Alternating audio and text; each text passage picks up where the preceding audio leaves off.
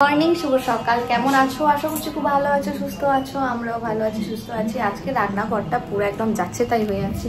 এই যেগুলো সব যাচ্ছে তাই হয়ে আছে। আজকের আমি রান্নাঘরটা ঠিক করেছি, যত দেরি হয় হোক আমি রান্নাঘরটা গুছাবো। তো সেই উদ্দেশ্যে আমি লেগে পড়েছি। তো এই যে এখন ছড়ানো ছিটানো আমরা যখন নিয়েছিলাম না, এই জিনিসটা না দেখে নিই, দেখেছো এখানটা এটা কতটা খারাপ কাঠ, তার মধ্যে এই যে দিয়ে দিয়েছে।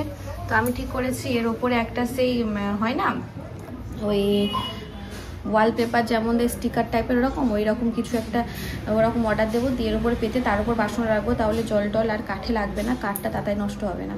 তো সেটা এখন পরের চিন্তা। আপাতত আমি এটা গুছাই, এখন যাচ্ছে তাই হচ্ছে। তাই চারিদিকে দেখো থালা বাসন, এদিকে এদিকে এদিকে এদিকে চারিদিকে থালা বাসন, গ্যাসের উপরে মানে এত বাসনপত্র, এগুলো সমস্ত কিছু গুছাবো। তারপর আমার যা কাজ, এখন 12টা বাজে, 12:30টার মধ্যে আমাকে কমপ্লিট করতে হবে, তারপর স্ট্যান্ডসিকে স্নান করাতে হবে। তো চলো ঝটাপট কাজটা সেরে নিই।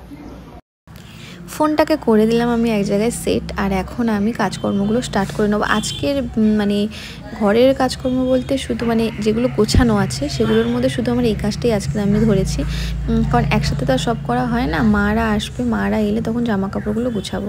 আমি জানি না কতটাকে ভিডিও বানাতে পারবো, আর কয়েকদিন আমার ভিডিও বানাতে প্রচণ্ডই অসুবিধা হচ্ছে, মানে করাই হচ্ছে না ঠিকঠাক। আর তো ভিডিও তো করা আছে আর এডিটও করা হচ্ছে না, নর্মালি ভিডিও করাও হচ্ছে না। তো যাই হোক, এখন তোমাদের যে বলি, আমাদের ভাড়া বাড়িতে থাকা সত্যিই অনেক সমস্যা হয়। যারা থাকে তারা জানে, একটা দেওয়ালে ফুটো করতে দেবে না, একটা এটা লাগাতে দেবে না, ওটা লাগাতে দেবে না। হ্যাঁ, তাদের ঘর তারা দিতেই না পারে, কিন্তু আমাদের বাসন রাখার এত অসুবিধা হচ্ছে। মানে বাসন রাখার একটা যে র্যাক নিয়ে আসবো, র্যাক রাখলে আমাদের নিচে রাখতে হবে, আর নিচে রাখলে আমাদের কম জায়গা, অনেকটাই ছোট হয়ে যায় রান্নাঘরটা। আর এই যে পেতেনটা নিয়েছি, এই যে তোমরা দেখতে পাচ্ছ, এই পেতেনটা যেহেতু কাঠের আর এদিকে কোনো সাপোর্ট নেই, বাসন রাখলে না হরহর করে এদিক থেকে পড়ে যায়, বাসন রাখলে হরহর করে দিক থেকে নেমে যায়। আর আমার তো অনেক বাসনপত্র, সেগুলো রাখতে প্রচুর অসুবিধা হয় দুটো তাকের মধ্যে। তাও গুছিয়ে রাখার চেষ্টা করি, সবসময় তো আর গুছিয়ে রাখা সম্ভব হয়ে ওঠে না। এটা নিচ্ছি, ওটা নিচ্ছি, থালা নিচ্ছি, বাটি নিচ্ছি, একটা টানতে গেলে আরেকটা পড়ে যায়। বাসন রাখার র্যাকে হলে কী হয়, যেটাতে খাপে থালার খাপে থালা রাখলাম, বাটির খাপে বাটি, চামচ, এটা ওটা রাখলাম। কিন্তু এখানে সমস্ত কিছুই সমস্যা হচ্ছে। একটা সমস্যা হচ্ছে এটা, তার উপর হচ্ছে মামামের খেলনাপত্র রাখার তো প্রচুর সমস্যা হচ্ছে। একটা ওয়ার্ড্রপ নিয়েও ভাবছি, কিন্তু দেখো আমাদের ভাড়া করে দুটো ঘরে দুটো খাট আছে, দুটো ঘরে দুটো আলমারি আছে।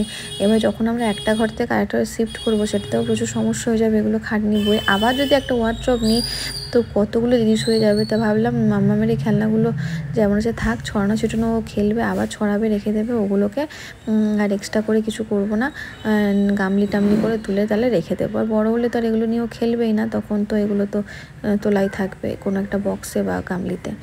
তো ওই জন্য সেই ভেবে নেওয়া হয়নি। তবে একটা ছোটোখাটো তো কিছু নিতেই হবে, কারণ মাম্মাম যেহেতু এবারে বড় হবে, স্কুলে যাবে, ওর বই খাতা, pencil, pen, colour book, bag, হ্যানা ত্যানা, ওর জন্য একটা আলাদা কিছু জায়গা করতে হবে। তারপর ওর হচ্ছে একটা টেবিল চেয়ার কিনতে হবে, স্টাডি টেবিল চেয়ার। তো অনেকটাই ভাড়া হয়। সত্যি কথা বলতে নিজেদের ঘর না থাকলে কত যে অসুবিধা হয়, সে আমরা যারা ভাড়াতে থাকি তারা বুঝতে পারি। যদি একটা ঘর হয় বাবা ঠিক আছে, যেহেতু দুটো মানে 3জন মানুষ বাচ্চা নিয়ে থাকি, মানে 2জন হয় তাও ঠিক আছে, মানে বাচ্চা নিয়ে থাকলে তো প্রচুর জিনিস। আর এদিকে দেখো আমি সমস্ত গামলি নিয়ে বসে পড়েছি। আর এই আমার প্রচুর গামলি, মানে 7-8টা গামলি, 10-12টা থালা, মানে 3টে মানুষের। এবার কি বলো তো, আমরা মানুষ 3জন 4জন হলে কি হবে, যখন মারা আসে তখন তো আর এক্সট্রা লোক 2-3জন হয়ে যায় না।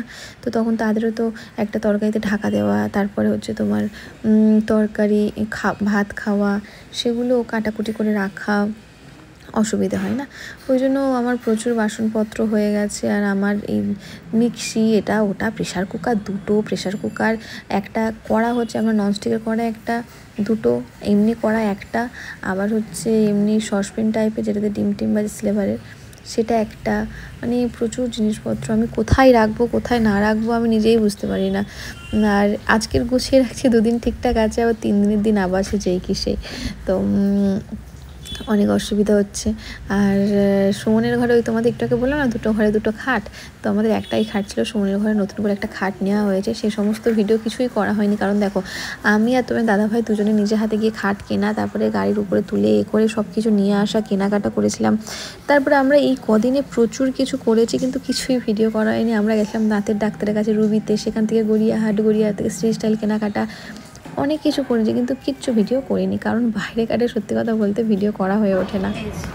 এই জায়গাটা একটু মানুষের মতো হয়েছে, তো এই জায়গাটা এই যে একটু মানুষের মতো হয়েছে। এবার এই ঝুড়িটা গোছানোর পালা। এর মধ্যে বেসিক্যালি আছে আমার টিফিন বক্সগুলো, যেখানে মাছ টাছ রাখা হয় আর কি, যে টিফিন বক্সগুলো এই ঝুড়িটার মধ্যে আছে। আমাদের দুটো মানুষের এতগুলো বাসন, দেখো থালা কতগুলো, 1 2 3 4 5 6 7 8, নিচে আছে 9, ভেতরে একটা আছে 10টা 12টার মতো থালা। এখানে দেখো গামলি টামলি কতগুলো, ঠিক আছে। তারপরে বাটি দেখো, 1 ঝুড়ি বাটি। কি করেছো তুমি এটা? এই বাবা, আমার সিঁদুর পরা তুলিটা নিয়ে কলা দিয়েছি হাতে, খেতে খেতে সিঁদুর পরে বলে কি সুন্দর দেখো আমি টিপ পরেছি। মাম্মাম তো দুষ্টুমি তো সারাক্ষণ লেগেই থাকে। আর আমি এখন বাসনপত্র গুছিয়ে চলে এসেছি ঘর মোছার জন্য। ঘরটাকে আগে ঝাড় দিয়ে নিয়েছি, তো এখন আমি ঘরটাকে ভালো করে একটু মুছে নেবো। আর আমি সত্যি কথা বলতে ঘর ঝাড় দিই দুবেলা, কিন্তু 2 বেলা 3 বেলা হয়ে যায়, কিন্তু আমি ঘর মুছি হয়তো রোজ কখনো মোছার হয় না। ঠাকুর ঘরটা শুধু একটু মুছে নিই, আর রোজ তো 2টো ঘর সম্ভব হয়ে ওঠে না, মানে একদিন ছাড়া এরকম আর কি ঘর মোছা হয়ে থাকে। কিন্তু ঘর ঝাড় দেওয়াটা প্রতিদিন, অনেকেরই মনে হতে পারে যে 2 ঘর মুছে না, তবে সত্যি কথা বলতে আমি একদিন ছাড়াই মুছি। আর ঝাড়টা প্রত্যেকদিন দিয়ে দিই, কারণ আমার সত্যি খুব অসুবিধা হয়। এই একা তো সমস্ত কিছু কাজবাজ সামলে উঠতে খুবই অসুবিধে হয়।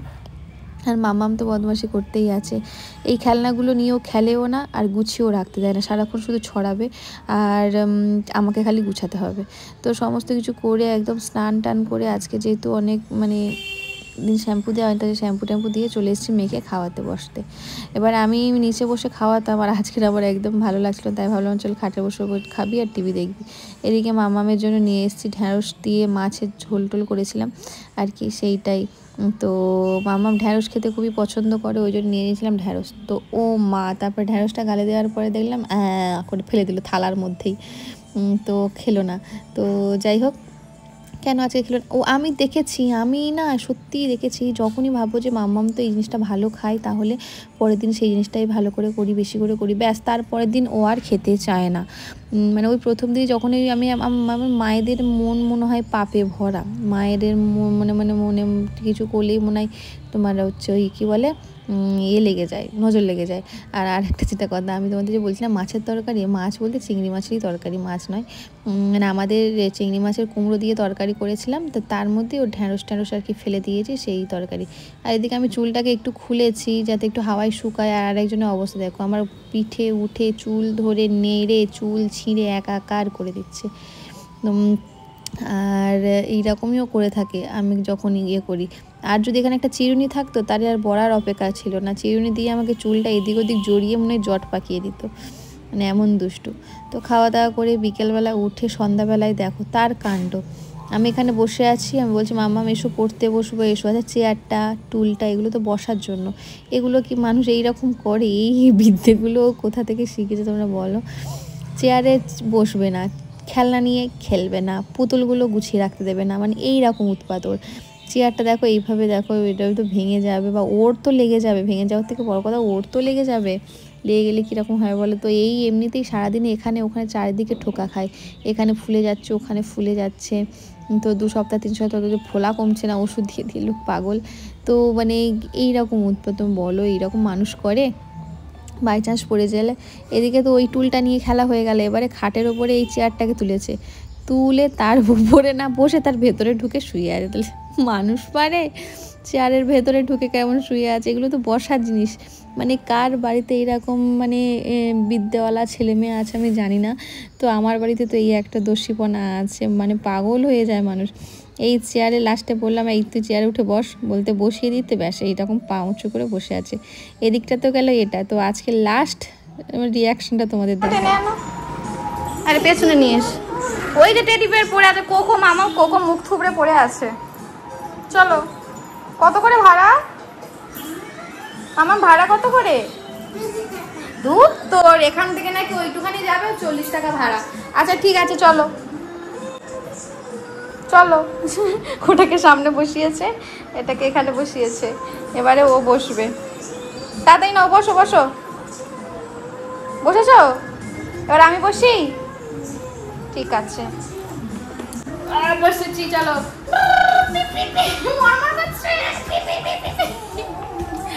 তুমি চালাবে তো?